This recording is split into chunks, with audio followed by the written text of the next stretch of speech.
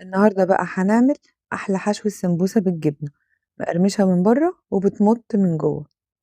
طاسة على النار، هنحط معلقتين زبدة كبار أو مكعبين زبدة، وهحط عليهم معلقتين دقيق وهنحمصهم كويس كأننا هنعمل بشاميل، ولازم لونهم يبدأ يغير معانا والدقيق يدوب كويس في الزبدة. وهنا هنحط عليهم كوباية من الحليب وبالتدريج عشان الدقيق ما يكتلش معانا يا جماعة. اوكي، شوفوا القوام بقى عامل ازاي. دلوقتي هحط عليهم كوباية ونص من الموتزاريلا وهقلبهم مع بعض كويس، وهزود نص كوباية من جبنة شيدر.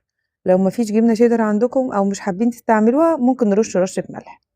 وده القوام بعد ما قلبتهم مع بعض. حطيت رشة من حبة البركة كمان بتدي ريحة وطعم خطير يا جماعة. كده بقى جاهز عندي، بحطها في طبق واسيبها تبرد خالص وابدأ احشي بيها السمبوسة. وفي المرحلة دي أنا بعد ما عملت الجبنة الموتزاريلا قصقصت شوية بسطرمة وحطيتها معاها وقلبتها. بيبقى طعمها جميل جدا يا جماعة للي بيحب البسطرمة. برضو بعد ما خلصتها حطيتها في طبق وسبتها تبرد، وهي كده جاهزة عندي للحشو. وعشان تاخدوا مطة حلوة من الجبنة الموتزاريلا لازم النوع اللي هتختاروه تستخدموه تكون نسبة الرطوبة فيه ماكسيموم 52%.